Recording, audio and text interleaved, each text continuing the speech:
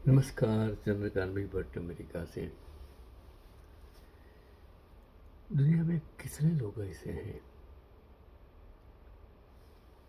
जिसे हम दानेश्वरी कर्ण कर सकते हैं।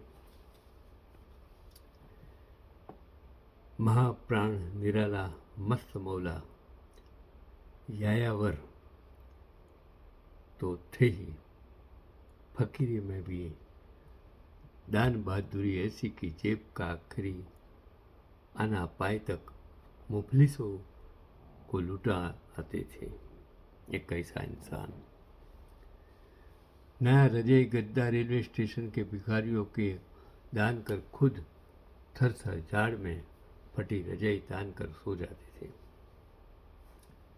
श्री नारायण चतुर्वेदी के साथ निराला जी के कई प्रसंग जुड़े हैं। लोग चतुर्वेदी जी को सम्मान से भैया जी कहकर संबोधित करते थे।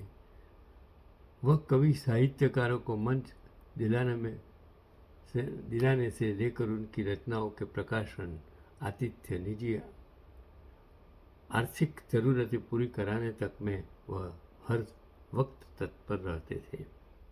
ये मैं कवियों की बात करता हूँ। जीवन की ऐसी विसंगतियाँ, उलटबाजियाँ शायद ही किसी अन्य महान कवि साहित्यकार की सुनने पढ़ने को मिले, जैसे कि महाप्राण सूर्यकांत त्रिपाठी निराला के बारे में। सुख दुख की ऐसी कई अनकही, अनलिखित, अघटित गाथाएं उनके जीवन से जुड़ी हैं। वह मस्त मौला यायावर तो थे ही, लाख फटेहाली में भी जेब का आखिरी आना पाए तक दान कर देते थे। उत्तर प्रदेश के शीर्ष शिक्षाधिकारी रहे साहित्यकार श्री नारायण चतुर्वेदी के ठिकाने पर वह अक्सर लखनऊ पहुंच जाया करते थे और वहाँ कब तक रहेंगे, कब अचानक कहीं और चले जाएंगे, कोई तय नहीं होता था। श्री नारायण चतुर्वेदी के साथ निराला जी के कई प्रसंग और भी जुड़े हुए हैं और लोग चतुर्वेदी जी को सम्मान से भैया जी कहकर संबोधित करते थे। सदियों का दिन था। कवि सम्मेलन खत्म होने के बाद एक बार भैया जी बनारसी श्याम नारायण पांडे चौथ बनारसी समेत 4-5 कवि सुबह सुबह चतुर्वेदी जी के आवास पर पहुंचे और सीढ़ी से सीधे पहली मंजिल के उनके कमरे में पहुंचे कि अचंभित होते हुए एक स्वर में चतुर्वेदी से पूछा, भैया जी, नीचे के खाली कमरे में फर्श पर फटी रजाई ओढ़े कौन सा सो रहा है? सिर तो रजाई में लिपटा है और पायताने की फटी रजाई से दोनों पांव झुंझ रहे हैं। चतुर्वेदी ने ठहाका लगाते हुए कहा, अरे और कौन होगा? वही महापुरुष हैं निराला जी। क्या करे, वो जो भी रजाई बिछौना देता हूँ रेलवे स्टेशन के भिखारियों को बांट आते हैं। अभी लंदन से लौटकर 2 मंगी रजाइयाँ लाया था।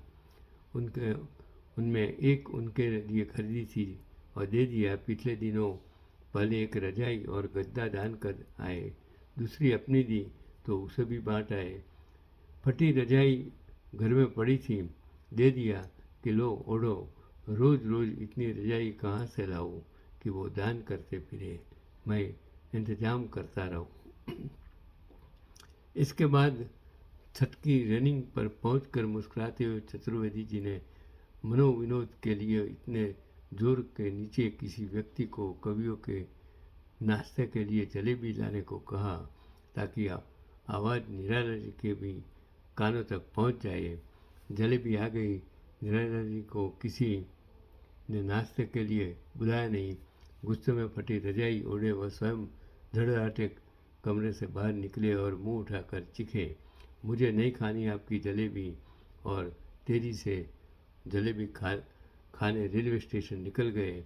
और इनके बाद ऊपर जोर का ठहाका गूंजा।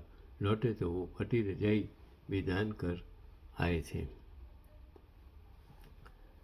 निराला जी चाहे कितने भी गुस्से में हो, चतुर्वेदी जी कि कदापि कभी तनिक अवज्ञा नहीं करते थे। एक बार क्या हुआ कि कवि सम्मेलन में संचालक ने सरस्वती वंदना वरदे वीणा वादिनी के लिए निराला जी का नाम माइक से पुकारा। वह मंच की बजाय गुस्से से लाल पीले श्रोताओं के बीच जा बैठे थे। मंच पर हारमोनियम भी रखा था। पहले से तय था सरस्वती वंदना का सस्वर पाठ निराला जी को ही करना है, लेकिन उन्हें बताया नहीं गया था। निराला जी बैठे बैठे जोर से चीखे, मैं नहीं करूँगा सरस्वती वंदना। इसके बाद एक एक कर मंचासीन 2-3 महाकवियों ने उनके अनुनय विनय किया। निराला ट्रस्ट से मस्त नहीं। मंच पर श्री नारायण चतुर्वेदी भी थे। उन्होंने संचालक से कहा, मंच पर आएंगे कैसे नहीं, अभी तो देखो उन्हें कैसे बुलाता हूँ मैं। वह निराला जी को मनाने की कला जानते थे। उन्होंने माइक से घोषणा की कि निराला जी आज कविता पाठ नहीं करेंगे, उनकी तबीयत ठीक नहीं है। तक्षण निराला जी चीखे और उठ खड़े हुए, आपको कैसे मालूम मेरी तबीयत खराब है? मैं सुनाऊंगा, ज़रूर सुनाऊंगा। और फिर तो हारमोनियम पर देर तक उनके स्वर गूंजते थे। यही ये जो अनिल जन विजय जी ने एक आर्टिकल जो लिखा था, जो मेरे हाथ में ये आर्टिकल आया, मैंने सोचा कि दुनिया में कवि लेखक जो सच्चे होते हैं दिल से, वो पैसों के लिए काम नहीं करते हैं। उनकी ज़िंदगी कुछ अलौकिक होती है। उनका जीवन समर्पित होता है और उसके दिल में से, दिमाग में से जो भी निकलता है वही कविता होती है, वही रचना होती है।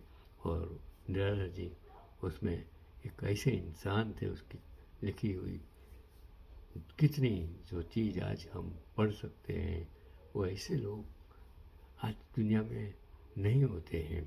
अभी आजकल तो जो कवि हैं, ये लोग एक बिजनेसमैन बन गए हैं। आज जैसे गरबा एक ट्रेडिशनल, इस धर्म के नाम आज गरबा की प्रोफेशनल बना दिया है। वो गरबे का जो महात्मा था, गाने के अंबाजी की भक्ति करने का जो महत्व था, आज महत्व को हमने ख़त्म कर दिया है। उसने हमने प्रोफेशनल, धर्म की बजाय प्रोफेशनल बना दिया है।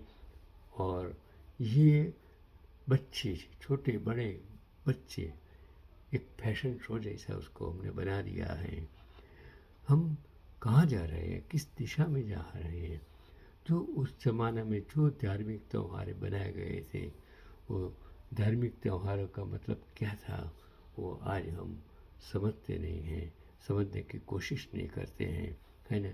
हमने सब कुछ प्रोफेशनल बना दिया है और हम लोगों की परिस्थिति, लोगों की मजबूरी, लोगों की फाइनेंशियल स्थिति अब समझने नहीं लगे हैं।